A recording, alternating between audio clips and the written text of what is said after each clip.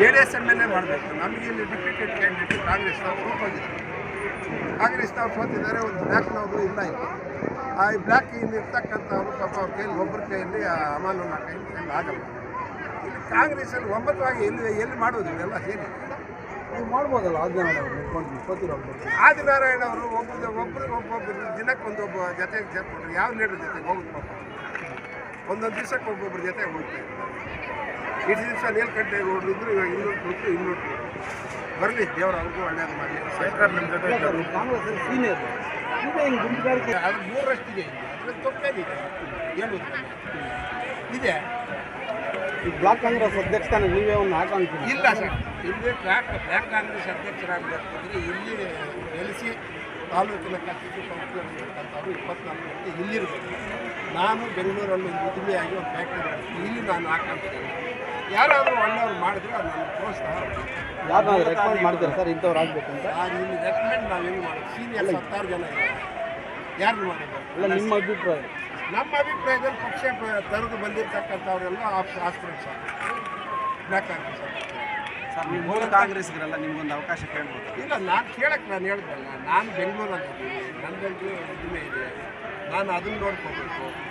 ಮನೆ ಮಾಡಿ ಇಲ್ಲಿ ಮುಳುಬಾಗಿಲಲ್ಲಿ ಪ್ರತಿ ದಿವಸ ಜನರು ಸಿಗ್ತಾರೆ. ಬ್ಲ್ಯಾಕ್ ಕಾಂಗ್ರೆಸ್ ಅಂದರೆ ಇದೇನೋ ಒಂದು ಹುಡುಗಾಟ ಅಲ್ಲಿ. ಇದು ಮೇನ್ ರೋಡ್ ತಿರುಪತಿಗೆ ಹೋಗೋರೆಲ್ಲ ಈ ರೋಡಲ್ಲಿ ನಿಲ್ಲಿಸಿ ಒಂದು IB ಬರ್ತಾರೆ. ನಮ್ಮ ಕಾರ್ಯಕರ್ತರು ಯಾರಾದರೂ ತೀರೋದ್ರೆ ಮನೆಗಳು ಹೋಗಬೇಕು, ಮದುವೆಗೆ ಹೋಗಬೇಕು, ಕಷ್ಟ ಸುಖ ಅಂದರೆ ಮಾತಾಡ್ಬೇಕು.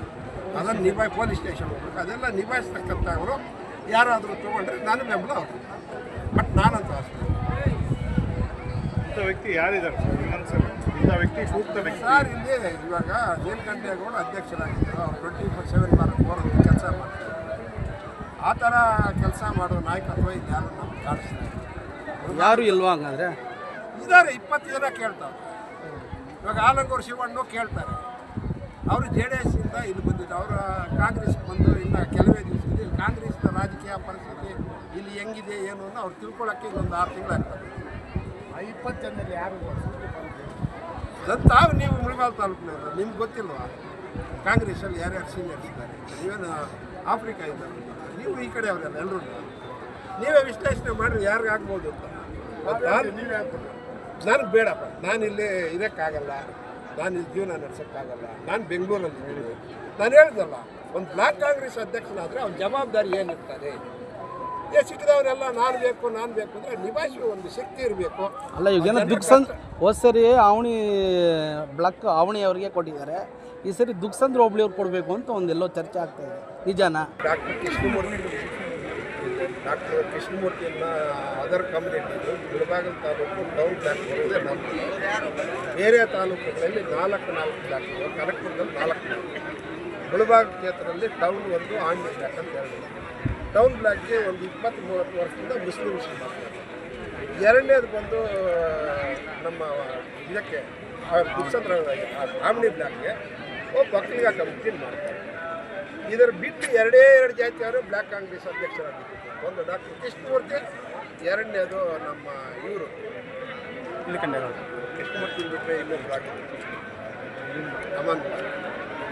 ಇದರಿಂದ ಆನಂದ್ ರೆಡ್ಡಿ ಅಲ್ಲ ಸರ್, ಇಶ್ಯೂ 40 ವರ್ಷದಲ್ಲಿ ಒಬ್ಬ ಸಾಬ್ರನ್ನ ಒಬ್ಬ ಒಕ್ಕಲಿಗನ ಬಿಟ್ಟರೆ ಇದ್ದೆರಡೇ ಕಮ್ಯುನಿಟಿ ಆಗಿದೆ.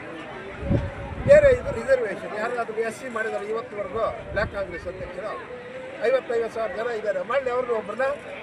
ಅದಕ್ಕೆ SC ಬ್ಲ್ಯಾಕ್ ಇದೆಯಲ್ಲ, ಬ್ಲ್ಯಾಕ್ ಇದೆಯಲ್ಲ ಅದಕ್ಕೆ. ಯಾವುದಕ್ಕೆ SC ಬ್ಲ್ಯಾಕ್ ಅಂತ ಇದೆಯಲ್ಲ ಸರ್? SC ಬ್ಲ್ಯಾಕ್ ಅನ್ನೋದು ಅದು ಬೇರೆ. ಈ black SC OBC black, SC black, women black ಅಂತ ರಾಜ್ಯದಲ್ಲಿ ಮಾಡಿದ್ದಾರೆ. ಅದು ಬೇರೆ ಸಬ್ ಕಮಿಟೀಸ್ ಅದಲ್ಲ. ನಿಮ್ಗೇನೋ ಒಂದು ಕಮ್ಯುನಿಟಿ ಅದು ಕೊಡ್ತೀರ. KPCC ಮೆಂಬರ್ ಬರೋದು ಒಂದು ತಾಲೂಕು ಇಬ್ಬರೇ. ಆದರೆ ನಮ್ಮ ತಾಲೂಕಿಂದ 3-4 ಇವತ್ತು ಕಾರ್ಗಿಲ್ ವೆಂಕಟೇಶ್ವರ ಕಾರ್ಗೂ ನಾನು ಬೋರ್ಡ್ ನೋಡಿ KPCC ಮೆಂಬರ್ ಕಾರ್ಮಿಕ ಘಟಕದಿಂದ ಹೋಗಿರ್ತಕ್ಕಂಥ ಯಾರು. ಆದರೆ KPCCಗೆ ಹೋಗೋದು ಇಬ್ಬರೇ. ಒಂದು ರಾಮಲಿಂಗಾರೆಡ್ಡಿ ಹೋಗಿದ್ದಾರೆ, ಒಂದು ಉತ್ತಮ್ ಶ್ರೀರಾಮ್.